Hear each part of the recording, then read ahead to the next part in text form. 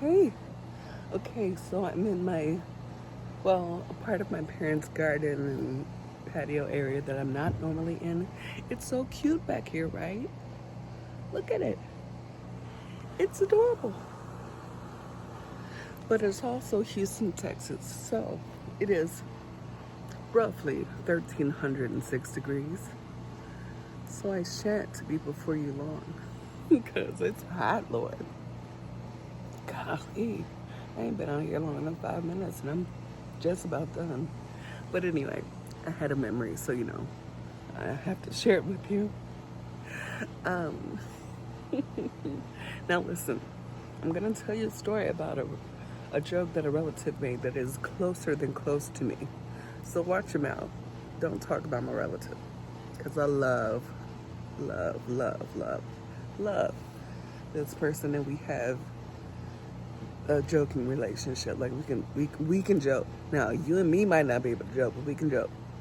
So, in your sweet attempts to encourage me, don't say anything crazy about them, because then I might have to hurt you. Anyway, all of my life, well, I'll backtrack. We know that I'm adopted, right? Okay, that's been said. My adoption was a closed adoption, meaning that I could have no identifying information, really any information of any sort, about my birth family. Later, my parents helped me. They decided to help me financially pay an organization to reunite us. So after this reuniting happened, like very quickly after this reuniting had happened, um, I'm from Ohio, and I went to Cincinnati and met my birth family. Um, and during that issue, listen, let's just preface this by saying I have always had terrible elbows. Like my elbows are horrible. They've been bad my whole life. When I was a kid, I got teased endlessly about these elbows. They would say, these stupid kids would say that when I was younger, I didn't have a desk. I had a grill, and my elbows would just sit there and sizzle on that grill and just burn up all day long. I have really, really jacked up elbows. And so I've always kind of been, self-conscious about them, because they do look like I took coal and rubbed them all over my arms. So anyway, I was sitting and just chilling, and this relative was like, "Oh, you got some on your arm. You got some stuff on your arm. So you wipe it off." And I knew immediately that I did not have anything on my arms besides the horrible scarring, blackness.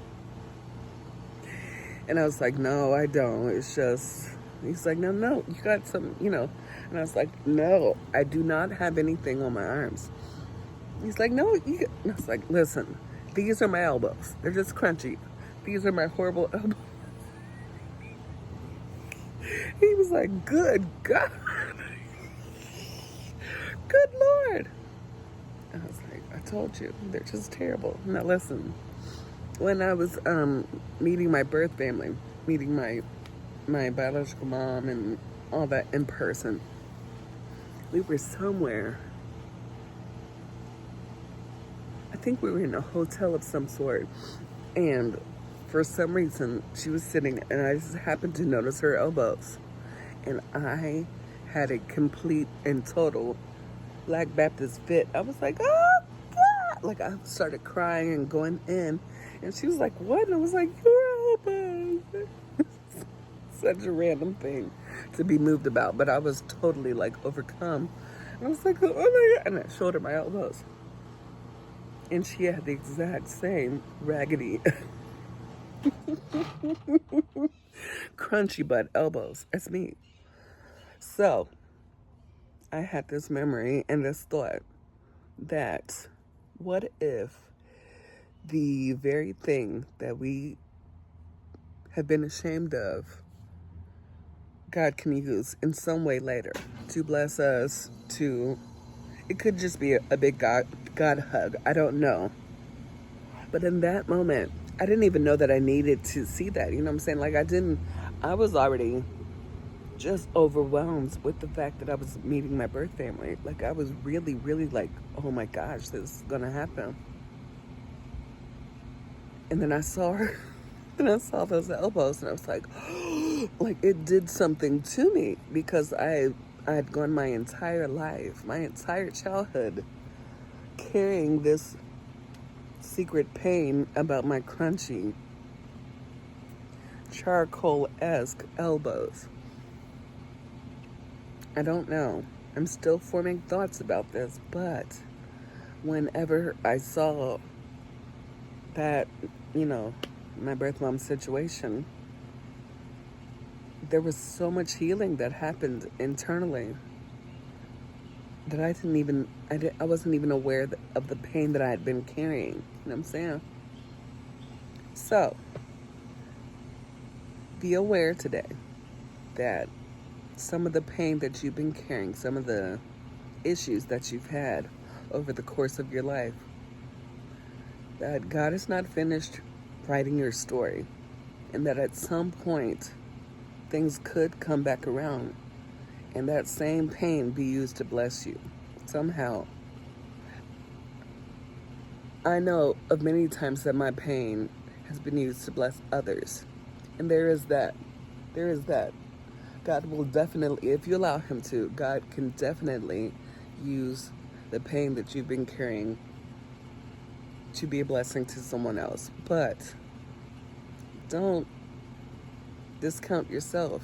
There could be a blessing in it for you. You know what I'm saying? I don't know. I'm still thinking it all through, but it came to me. I was so, so, so blessed. I mean, out of nowhere. You know when you're not expecting a thing, a positive thing, and it just like takes you like by surprise, and it was that. I didn't even know that I was carrying an issue or a scar or whatever it was. I didn't know that I could use that kind of blessing, you know? And just seeing it did something for me.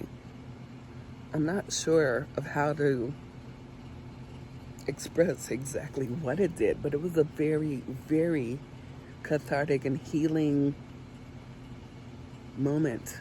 It did something to me internally that I still have I mean, it's years later, it's like 4 or 5 years later, and I don't have the vernacular to express what it meant to me to see that. So, take that for yourself today.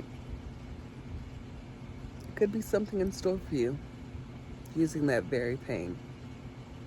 Okay, have a good day.